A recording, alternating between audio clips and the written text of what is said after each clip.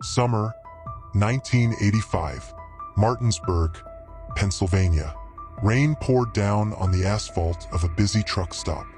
Engines rumbled, drivers filled up their tanks, and waitresses hurried with trays of coffee. But behind the restaurant, something stopped everyone cold. A worker had gone to throw away garbage and instead found the body of a teenage girl inside the dumpster. By the time investigators arrived, a small crowd had gathered. The rain dripped from baseball caps and truck mirrors. A man shouted for people to stand back. Yellow tape went up around the dumpster.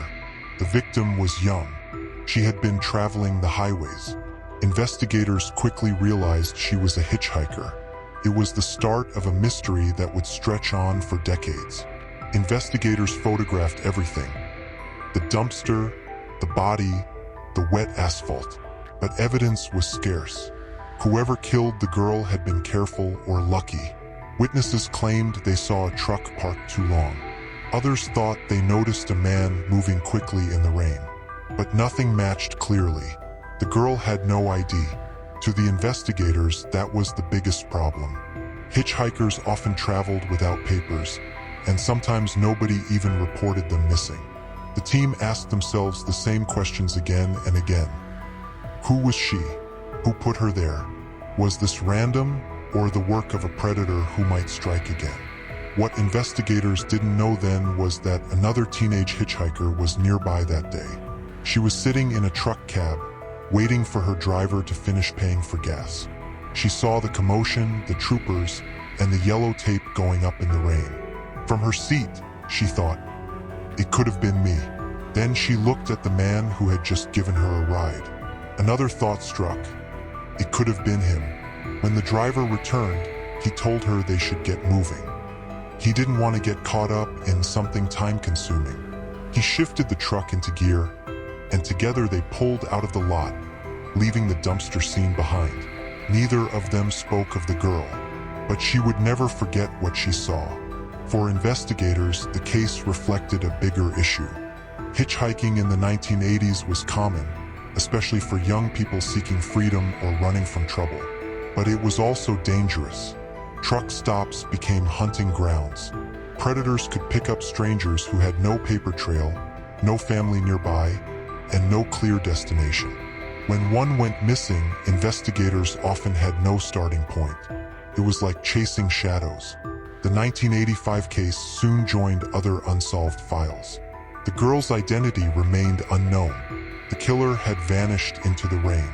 Several days later, the same teenage hitchhiker who had witnessed the crime scene accepted another ride, this time in the Carolinas. At first, the man seemed different, neater, calmer. His cab was spotless. He wore a button-down shirt, sleeves rolled neatly over his arms. Not the rough jeans and t-shirt style of most truckers. But soon his mood shifted. His posture grew rigid. His face turned blank and arrogant. He stopped answering her questions. Then he spoke of the girl found in the dumpster. He asked her if she had ever heard of the Laughing Death Society. "We laugh at death," he told her. Moments later, he pulled onto the shoulder, took out a hunting knife, and ordered her into the back of the cab. The hitchhiker tried everything. She begged. She repeated herself, "You don't have to do this. It's your choice." But then, suddenly, the driver said one word: "Run." She sprinted into the woods and hid until the truck drove away. She was alive but terrified. She never went to the police. She told no one. Back in Pennsylvania, the dumpster murder went cold. Investigators kept the case open, but without an ID or strong evidence, there was little to move forward. Years passed. Technology changed. By the 2000s, cold case detectives began reopening old files with new tools. DNA testing, national databases, shared information between states. And one name began to appear again and again: Robert Ben Rhoades. Rhoades was no ordinary trucker. Arrested in 1990, investigators found he had turned his truck cab into a torture chamber. Chains, cuffs, restraints, everything built to hold victims captive. He became known as one of America's most dangerous serial killers. He targeted hitchhikers and young women on the highways. When investigators reviewed the Pennsylvania case, some began to suspect his involvement. Then the teenage hitchhiker, now an adult, saw his photo. The glasses, the cheekbone, the expression, blank, arrogant. It reminded her of the man who once pulled a knife on her and told her to run. Could it have been Rhoades? Today, investigators still search for answers. Was the 1985 dumpster victim one of Rhoades' forgotten victims? Or was another predator working the highways that summer?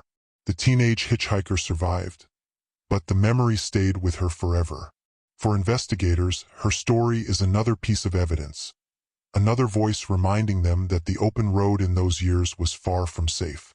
The case remains unsolved, but the hunt for truth continues.